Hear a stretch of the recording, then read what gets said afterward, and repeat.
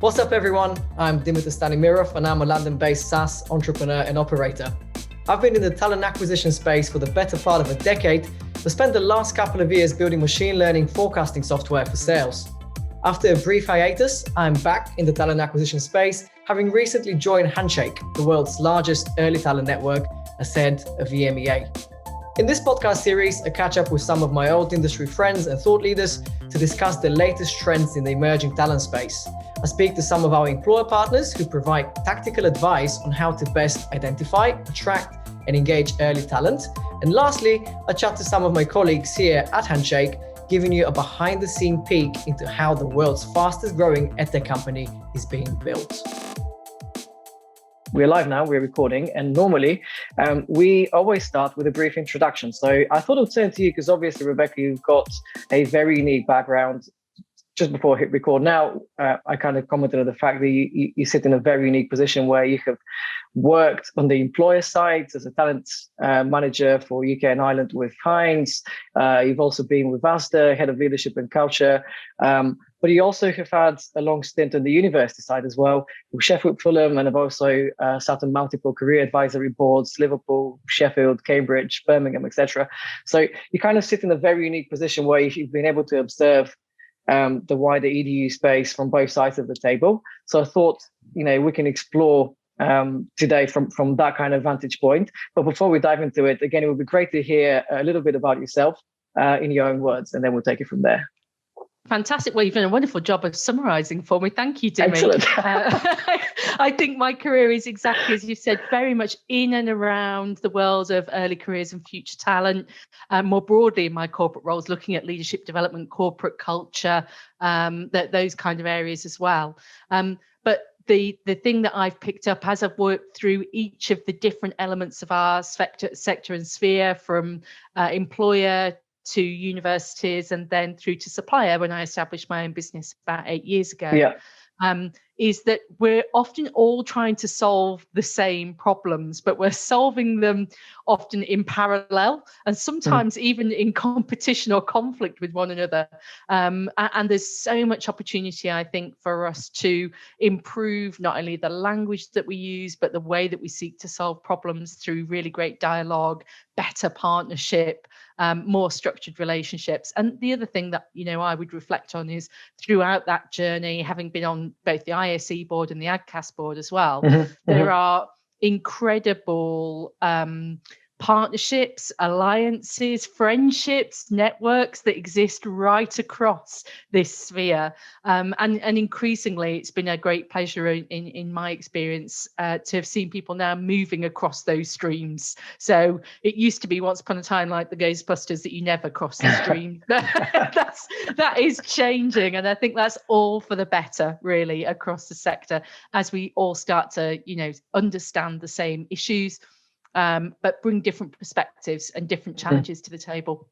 100%. And I obviously gave a bit of I commented on your background, but I thought it might be interesting for you to share a couple of sentences about Gradconsult. You mentioned you've established Gradconsult about 8 years ago, but it would be good to explain what you guys do and share just a little bit more about the work that you've done in recent months as well. So we work very much in the world of leadership development and talent management, with a particular niche and specialism in this connectivity between education and employment. So we've worked with over 60% of the UK's universities. We work with employers on everything from attraction and recruitment through to development, again with that niche in early careers. And we tend to take a reasonably kind of consultative, strategic approach to the work that we do. So it's very much about working with, alongside teams to provide knowledge transfer, expertise, a strategic perspective, some challenge often, as opposed to necessarily, a deployment or delivery operational outsourced operation. So I think, again, because our team come from that mixture of different backgrounds, we're able to add real value and expertise, and that's what we need to do. The last few years has been particularly exciting, I think, as our client base has started to expand into Europe and more globally. So that has brought, again, another level and layer of insight and fun to the work that we do as well. Amazing. And in particular, I thought we'll zoom in the last 6 months, maybe, post, during and post, if you can say post COVID right now. I'll be curious to hear how the work that you guys have been doing has changed over that period of time, because obviously, graduate recruitment, as we know it, and engagement on campus and off campus literally changed overnight. So be curious to kind of hear your thoughts on what you guys have been up to. Has the work changed a lot? And then we can kind of explore more broadly, the pros that may have arise from this changed, and maybe the cons. Sure. So I think, like everybody, our work on one hand has completely transformed and is being delivered in very different methods. We're all working from home. We're all working digitally, something we never did before to this extent. And at the same time, I think so much of our work remains the same. It's about relationships, it's about people, and the outcomes that we need to get are still the same. We're just finding new ways of doing it. So I wouldn't say that at the core of what we do, we have dramatically changed what we're trying to achieve. It's just the mechanisms that we've used that have changed. So certainly a lot of our work on the employer side of things has been about the rapid acceleration and flip to digital delivery, both in terms of campus engagement and recruitment and assessment, but also induction and onboarding, with the biggest challenge there being about the ability to be able to learn through osmosis and how to replicate that experience. It's so hard to do that with people who are new into the professional world of work. On the university side of things, again, a lot of our work is around employer engagement and employability.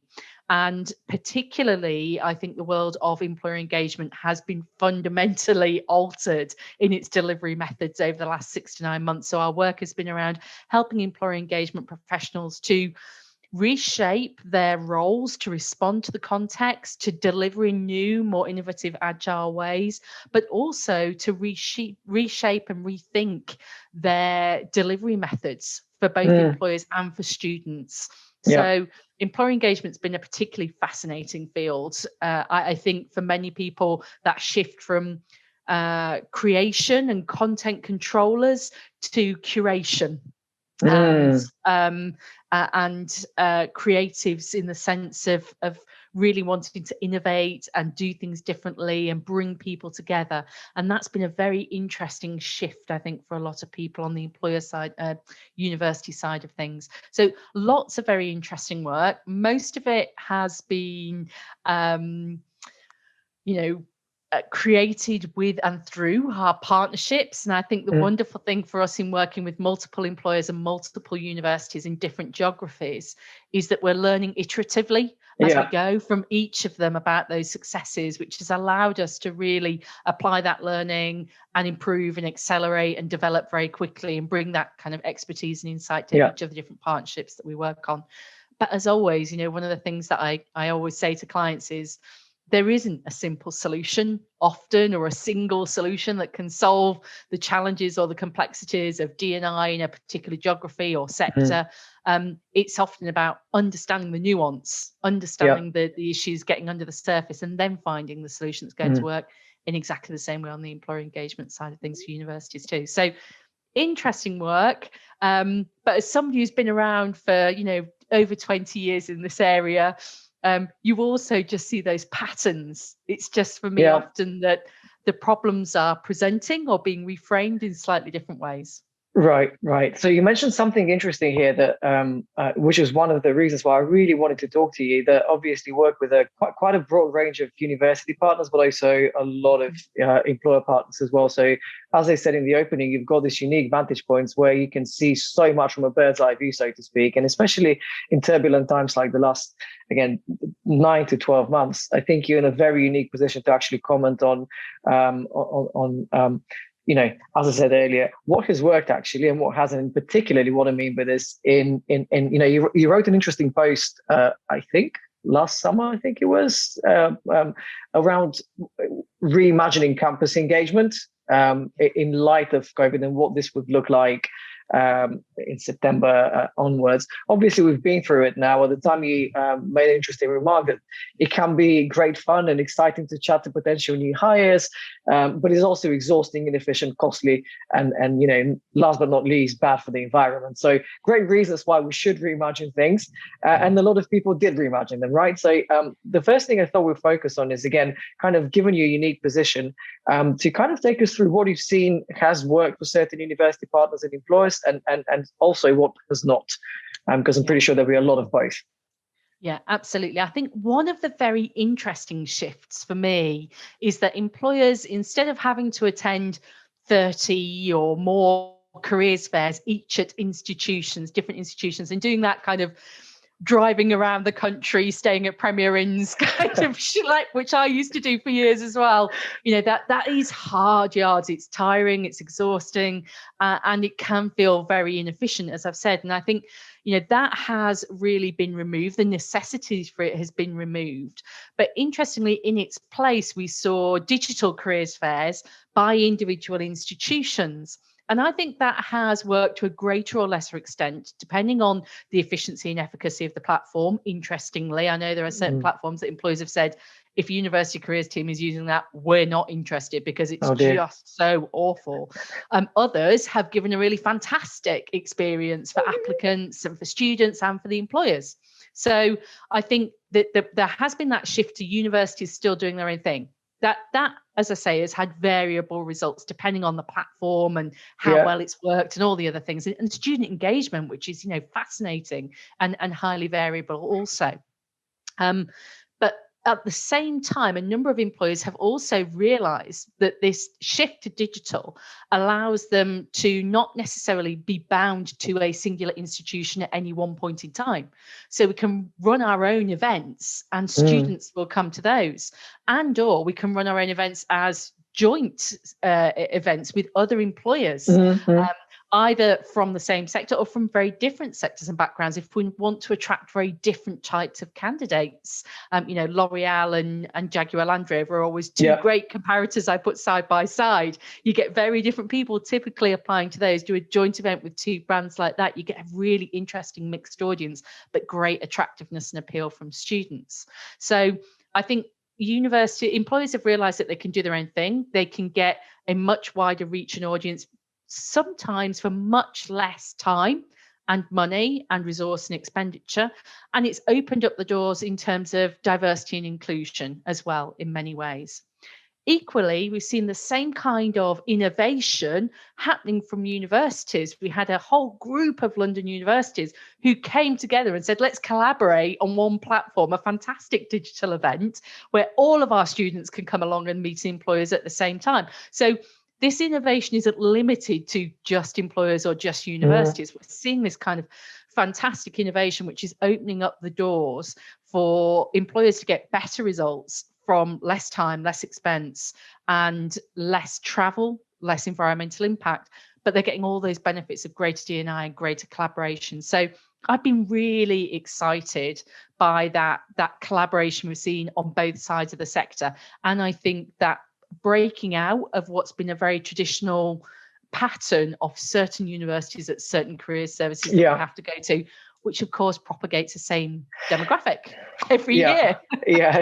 Well, let's talk about this for a moment. So you kind of touched upon the things that could actually work really well with going virtual this fall, last fall now, increasing audience and also expanding D&I reach, if you will. So one of the things that you mentioned, historically, most employers have been, whether by choice or circumstances, focusing on a handful of institutions. And as you say, it's the same old candidates. So this year, again, will be, I believe, very much like last year, despite us kind of slowly returning to some sort of normality in the UK, let's see.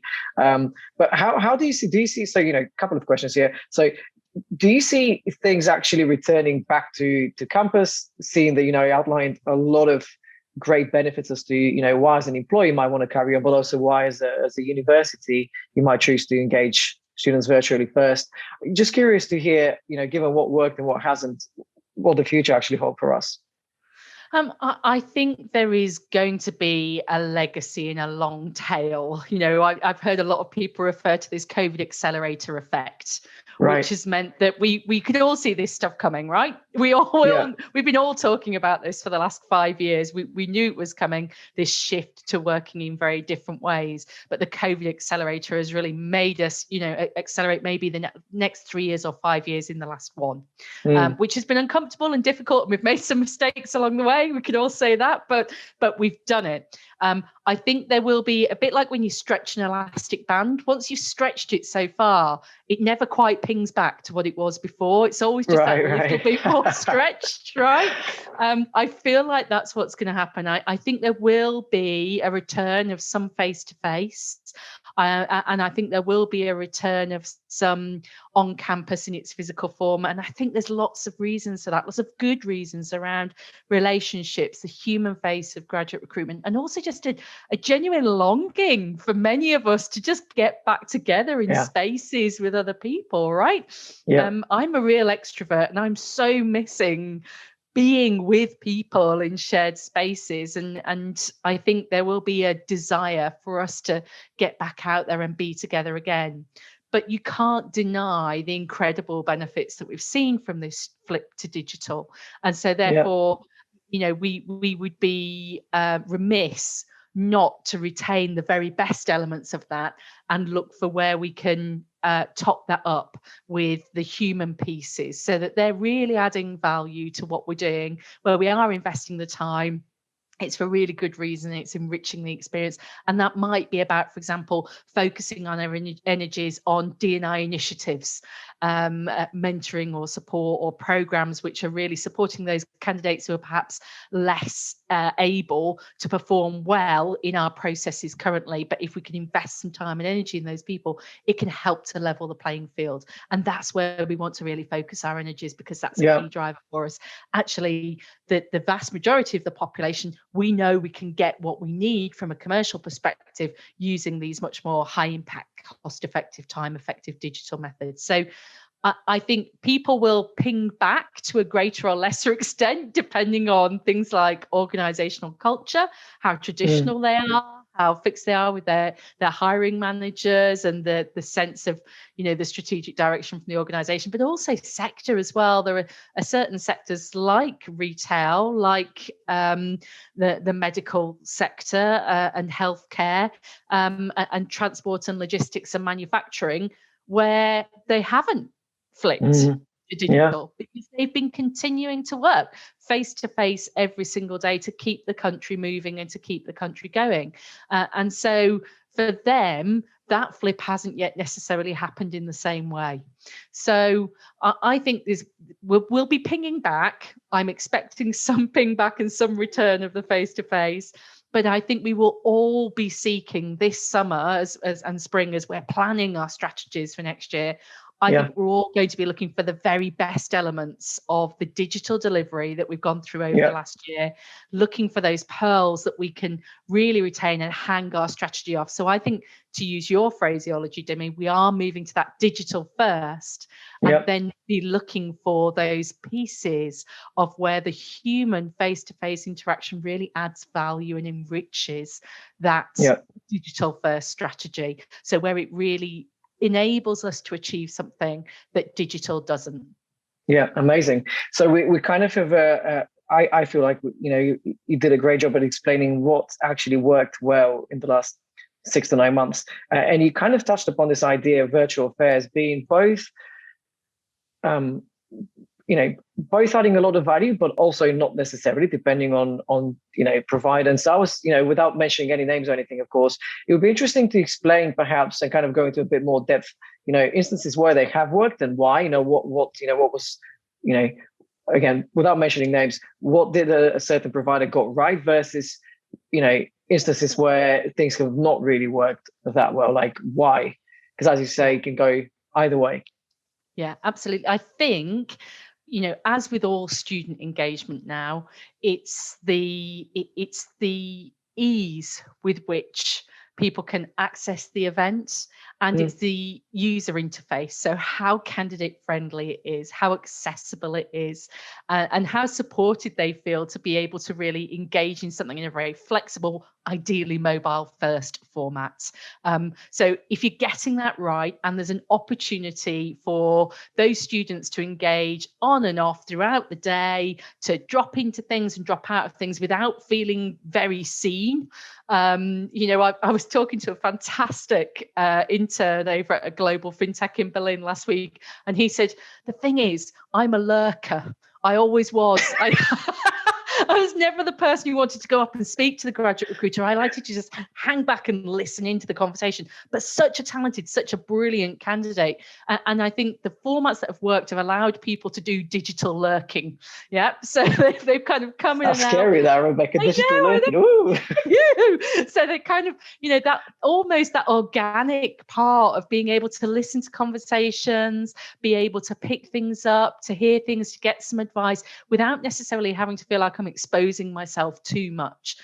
On the other hand, I think the things that haven't worked have been systems that have been very clunky, complex, admin, passwords. They're not mobile first, or they look horrendous. You've got to coming in and out has been very difficult for people, and so therefore they've given up. If they've had to pop out to feed their cat or let the dog out, or they've got to pick their kids up or whatever else is going on, coming back in is too hard, so I just don't do it. I'm going to get I'm going to go and do something else, or I've got a lecture or something else, and coming back is too difficult. All of those things I think have prevented people, and then I think some of the ways in which the systems have been set up so people have to book key slots with specific people can just feel a bit risky, a bit too much of a barrier for some people, but not all. Obviously, some people really love those. I think it's about having that blend of options for people that's the important thing.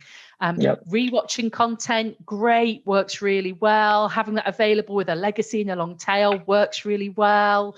Having a great user interface for the employers as well as the candidates, and giving those employers the information to be able to follow up as well and see that kind of interaction and activity. This is the stuff that's worked very, very well. And I think we're all learning lessons from these experiences. But I think those are some of the things that I've seen and heard that have either really put people off or they've really enjoyed. And Amazing. There's always, student engagement comes first, doesn't it? Because as an employer, you don't go back if the students don't come. As a university, your worst nightmare is to get a whole load of brilliant employers there and no students turn up, right? So if the systems that have got student engagement at the heart are the ones that are getting this stuff right. Yeah, and I think you absolutely nailed it when you spoke about the importance of UX. I had Johnny Campbell from Social Talent on the podcast a couple of months ago, and here he gave this very interesting comparison of, how he spoke about how he uses his iPhone to shop nowadays, and he commented on the fact that if a certain vendor for small transactions, for example, but not even small ones, doesn't support Apple Pay, he's not able to click on his phone, scan his face, and forget about the transaction. He will just bounce and abandon the transaction. And I think the same is true, as you said, to graduate recruitment nowadays. If I cannot easily, using my mobile phone, tune into a virtual career fair or a specific event, it's not for me. No, absolutely. And I don't want to give you my inside like a measurement and date of birth and national insurance number just to buy a waffle iron. Why is the university asking me to do that for a career? So you've got all this information. You have all of my student information, my student records. So again, I think clever integration, smart systems that have put the students at the heart. These are the things that are making the big difference to students. And for me, reflecting the fact, this is all reflective, I suppose, of the fact that for many students, this has been a very difficult year in the same way that it has been for recruiters too, and asking people to have that additional cognitive load on top of everything else during a pandemic, a global recession. Crikey, let's not make things more difficult for people. Let's make it as easy as possible, the path of least resistance. The process is already a complex one. It doesn't need to be complicated as well, right? Absolutely, and particularly for employers, that's where I've heard some employers commenting, if I have to use that system, I'm not going to that careers fair because it was such a nightmare. I lost half my life filling in these forms and doing X, Y, and Z, and it, didn't engage the students or da da da. So, do you know what? I don't have the time at the moment. None of us are luxuriating in time this year. No. So you have to prioritize your efforts. You have to prioritize your time and focus on the things that are going to work for you and are going to be easy to use. Yeah. And that for me is, a key. I think it's been a key takeaway for the universities as well, has been that ease of use, that ease of access has really made a big difference, both in student engagement and employer engagement for them too. Yeah. And we're kind of almost running out of time here, but there was something else I wanted to pick your brains on. So a couple of years ago, maybe you wrote a blog post on improving graduate outcomes, and you shared one, let's call it a hack for both universities and employers to improve their graduate outcomes. And that was ensuring that it was around driving licenses. Do you remember the piece that I'm talking about? I do, yeah. So I was thinking again, maybe we're oversimplifying it here, but I thought it's a nice segue from what you were saying earlier. If you were to, again, reflecting on the last 6 to 9 months, if you were to think of like a hack in terms of improving outcomes, what would that be? It could be a different one for university partners and employer partners, but if you were, better yet, it could be one. But I'd be curious to hear if you were to do a similar thing like you wrote in 2019, I think it was, this is the one thing. What would it be in light of what has happened in the last 6 to 9 months? The one thing for me that's the key to unlocking graduate outcomes for universities and successful recruitment and appointment for employers this year is about geo-targeting and looking at both home location and study location as part of any recruitment process and marketing and attraction campaign. That is, and I think will continue to be for some time for the remainder of this year, an absolutely crunch issue. So, for example, in most regions in the UK, when you look at graduate outcomes for graduates from the institutions within that region, they perform better than graduates who are from that region but have come back from elsewhere, from a different region where they studied. So let's say I grew up in South Yorkshire, I went away down to Birmingham for university, and I came back to South Yorkshire.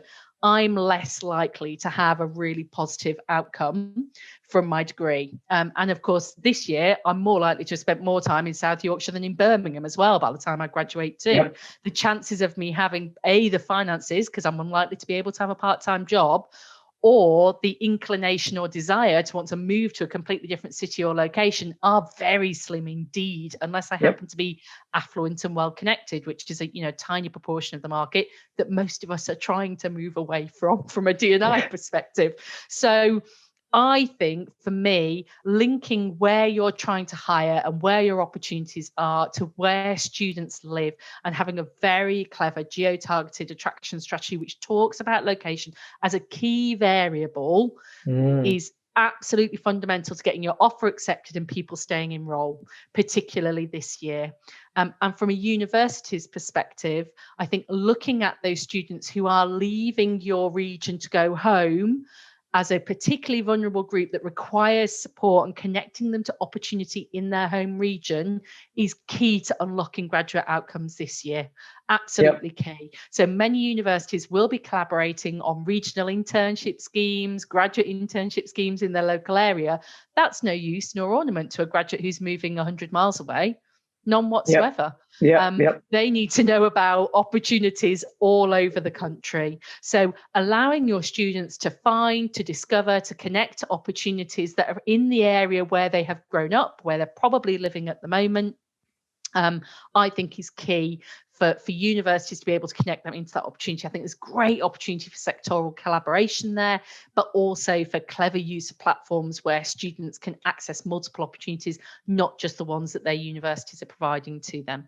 And as I say, on the employer side of things, acknowledging and recognizing that this year location's always a pain if you want to recruit outside of London. Recruiting into the Isle of Wight or Wigan and Plymouth or wherever is always much more challenging. This year, even more so. even more so. Yeah. So connecting in not just to the universities in that region, but to the graduates who are still living in that region currently, because they're probably not away at university. That for me is the one thing that I would identify. Amazing. You nailed it. It was the one thing that brings both sides of the market together. I promise this was, I did say that was probably the last question, but I cannot help but ask you another one now, and I promise this is going to be the last one.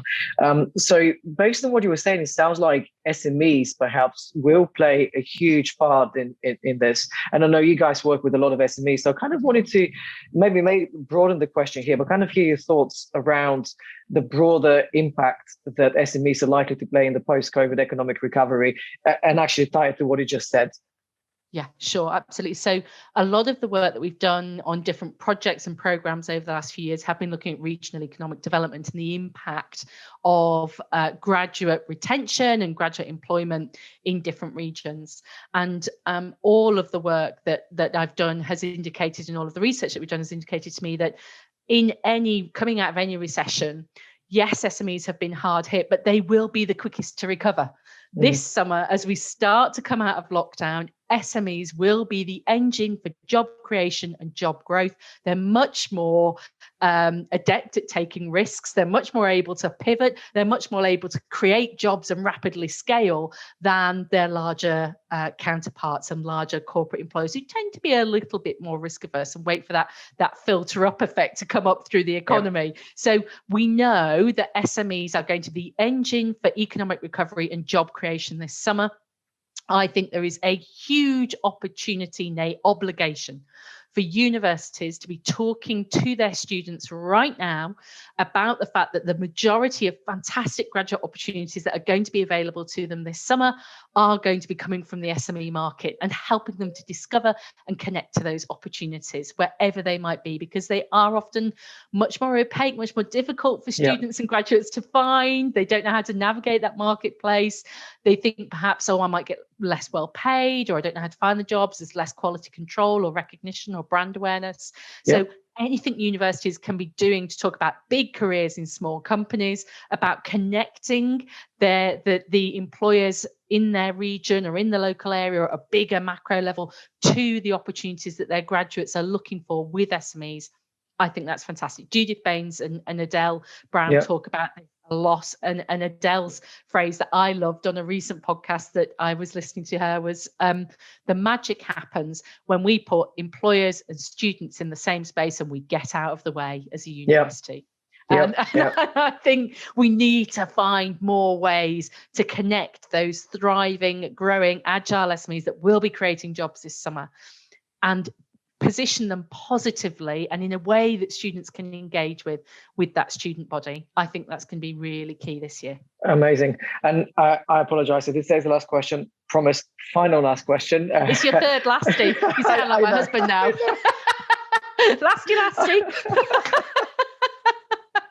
I promise this is the last one. But just on the last point, so again,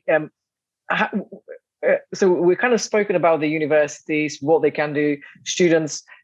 How can the SMEs that you described are going to be the engine that basically starts the post-economic recovery, so the post-COVID economic recovery, how can they ensure that they're in a position to actually be seen by those students? Because you made a great point. They're the most agile, they're the first to probably bounce off and recover, but they also happen to be the least recognized brand names very often. So any advice, again, I know you do a lot of work around this, but any advice you can give to that type of employer, how can they engage with students? How can they be more effective? Well, my top advice would always be for them to connect with and actually have a conversation with their university in the local region. So getting some advice from them about the availability of graduate skills and talent, having a look at what the local labour market rates are for salaries so that they're being competitive. These people aren't graduate recruiters by professions. They're doing fantastic, innovative, wonderful things that they're experts in, but they don't know anything about graduate recruitment. So use that expertise that's available to them to help them get the adverts right, get the salaries right, get the job titles right. Have a look and fish round on the local sites to see what your competitors are paying. That can also be a great insight. Absolutely tell people what you're going to pay them. Competitive isn't good enough, and that makes me angry. Pay your interns. That makes me angry.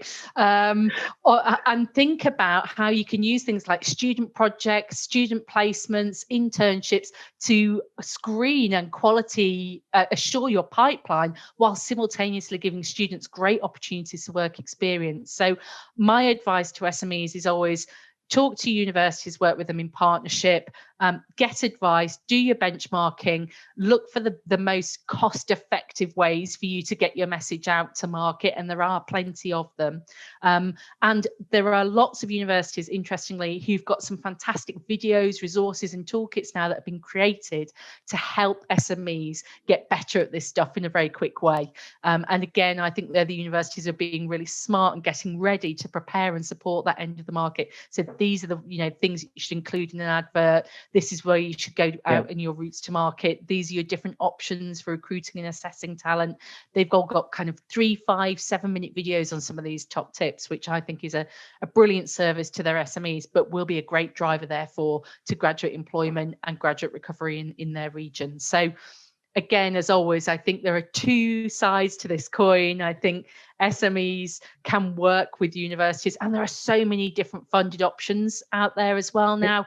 So many universities this year are going to have funded internships, funded placements, funded projects that SMEs will be able to access for free or partial funding, which again enables them to be able to take on people at relatively low risk, or even better, take on multiple people for the same risk. So create multiple opportunities.